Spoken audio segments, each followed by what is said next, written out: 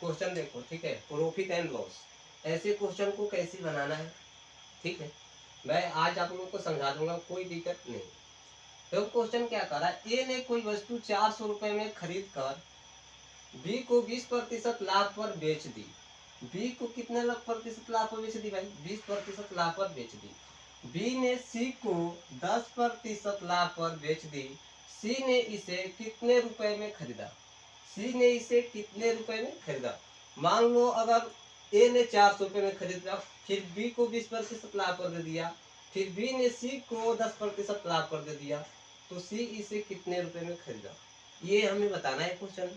तो चलो क्वेश्चन बनाने से पहले जो लोग अगर चैनल को सब्सक्राइब नहीं किए, चैनल को सब्सक्राइब कर लेना। समझने के बाद चैनल को सब्सक्राइब करना बहुत जरूरी है, ठीक है। तो देखो सबसे पहले क्वेश्चन में 3 लोग हैं, ए है और बी है, ठीक है, और इसके बाद सी है। ये 3 लोग हैं। ए ने 400 रुपए में खरीद लिया। ए ने क्या किया भाई, 400 रुपए में खरीद लिया। यहाँ तक तो किसी को कोई दिक्कत नहीं। लेकिन ए ने 400 रुपए में खरीद लिया, तो बी को 20% लाभ पर न दिया है भाई, बी को 20% लाभ पर दिया। फिर बी ने सी को 10% लाभ पर दिया। देखो बी ने सी को 10% लाभ पर दिया, तो यहाँ 10%। अब बताओ कि ए जब 400 रुपए में खरीदा और बी को 20% लाभ पर दिया, तो 20% लाभ का मतलब ये होता है 120 बटे में 100, क्लियर है। और 10% लाभ का मतलब होता है भाई 110 बटे में 100। ये प्रतिशत हट जाता है, नीचे में 100 सट जाता है, ठीक है। तो ऐसे ध्यान से देखना है क्वेश्चन को, प्यारे प्यारे आंखों से देखना बिल्कुल। अब देखो ध्यान से, यहाँ पर 0 से 0 खत्म, यहाँ 0 से 0 खत्म, और यहाँ 2 हीरो से 2 हीरो खत्म। अब आपका क्वेश्चन सोल्व हो चुका है। ध्यान से देख सकते हैं कि 12 चौके 48 गुने 11, अब बच क्या गया, 11 बचा हुआ है ना, 11। तो अब अगर हम इसे गुना करते हैं तो कितना हो जाएगा भाई,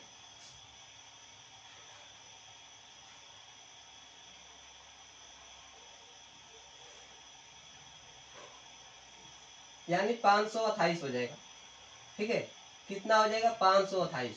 तो 528 क्या हुआ, 528 ये हुआ कि सी 528 रुपया में खरीदा, ठीक है। सी कितने रुपए में खरीदा, 528 रुपये में। जो लोग अभी तक से चैनल को सब्सक्राइब नहीं किए हैं, वो चैनल को सब्सक्राइब जरूर कर लो, ठीक है।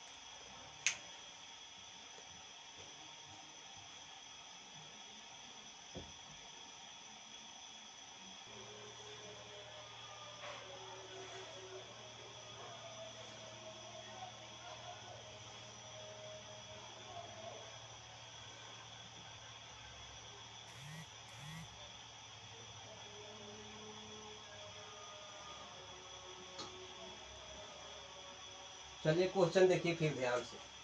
क्वेश्चन आपका क्या कह रहा है भाई, एक पंखा को 500 रुपए में खरीदा गया, क्लियर। क्वेश्चन साफ सुथरा है, कोई दिक्कत नहीं। क्वेश्चन कह रहा है एक पंखा को 500 रुपए में खरीदा गया, तो 8% हानि पर उसका विक्रय मूल्य क्या होगा। मान लो अगर पंखे आप 500 रुपए में खरीदे हो, 8% हानि पर उसका विक्रय मूल्य ज्ञात करना होगा। तो कैसे करेंगे, ध्यान से देखो। यानी खरीदा गया तो क्रय मूल्य दिया गया है, क्रय मूल्य दिया गया है। 800 रुपए में पंखा 500 रुपए है, 500 रुपए में पंखे को खरीदा गया, क्लियर। तो 8% हानि पर उसका विक्रय मूल्य क्या होगा, हमें क्या बताना है भाई, विक्रय मूल्य बताना है। तो जब विक्रय मूल्य से विक्रय मूल्य की ओर जाते हैं तो भिन्नात्मक मान के सीधा गुणा करते हैं, ये क्लियर है। एक बच्चा को बता सर कहाँ उलट के गुणा करते हैं, कहाँ पलट के, समझ में नहीं आता भाई। जब भी अगर क्रय मूल्य से विक्रय मूल्य की ओर जाते हैं तो भिन्नात्मक मान के सीधा गुणा करते हैं। यानी 8% हानि का मतलब क्या होगा भाई, 8% हानि का मतलब क्या होगा कि 100 में आप 8 माइनस करिएगा तो 92 हो जाएगा, 92/100 हो जाएगा। तो यहाँ पर आप 92/100 कर सकते हैं, ठीक है। तो वही कहा जा रहा है कि इसका विक्रय मूल्य क्या होगा, तो 500 रुपये में तो भाई खरीदा गया था, क्लियर है। गुने ये क्या हुआ, 92/100 का हुआ, 92/100। तो ये क्वेश्चन बहुत आराम से बन जाएगा, कोई दिक्कत नहीं, ठीक है। तो 5 दूनी 10 जीरो, 45 एक 46। ठीक है, किसी को कोई दिक्कत? 5 दूनी के 10, एक हासिल हो गया, 9 5 45 एक 46। ये हुआ क्वेश्चन का सही आंसर। ठीक है, तो इस तरीका से प्रॉफिट एंड लॉस हम लोग और आगे देखेंगे।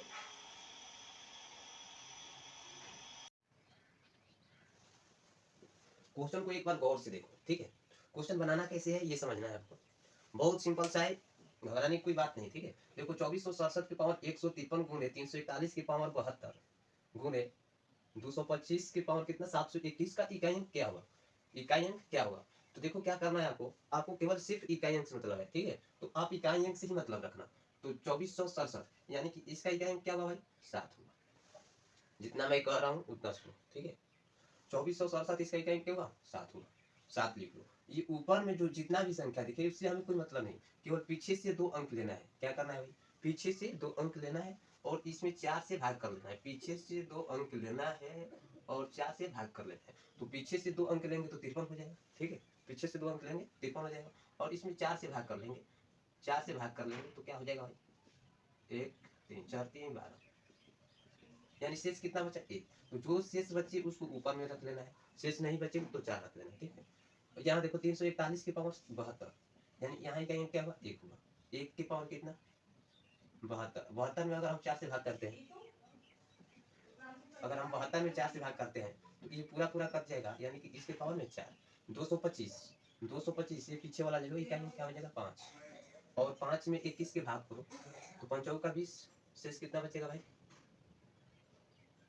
शेष कितना बच जाएगा?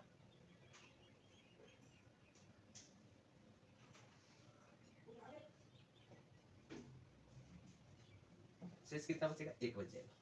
शेष कितना? 1। अब देखो इसको हल करने का मतलब क्या होगा? 7 को एक बार लिखो, 1 को 4 बार लिखो। 1 के पावर 4 का मतलब होगा 1 को 4 बार, 1 2 3 और 4। तो गुणा करने से कोई फायदा नहीं होगा। इसको 5 को एक बार लिखो, 5 के पावर 1 का मतलब 5 को एक बार। 7 में 1 से गुणा करेंगे 7 7 7 7 और 7 में 5 से करेंगे 35। अब 35 की इकाई अंक 5, ये हुआ आपका सही आंसर। ठीक है, 35 की इकाई अंक 5, ये हुआ आपका सही आंसर। तो इस तरह से प्रश्न को बनाते रहेंगे, कोई दिक्कत नहीं। जो लोग अभी तक से चैनल को सब्सक्राइब नहीं किए हैं वो चैनल को सब्सक्राइब कर लें। ठीक है, आगे देखते हैं प्रश्न को।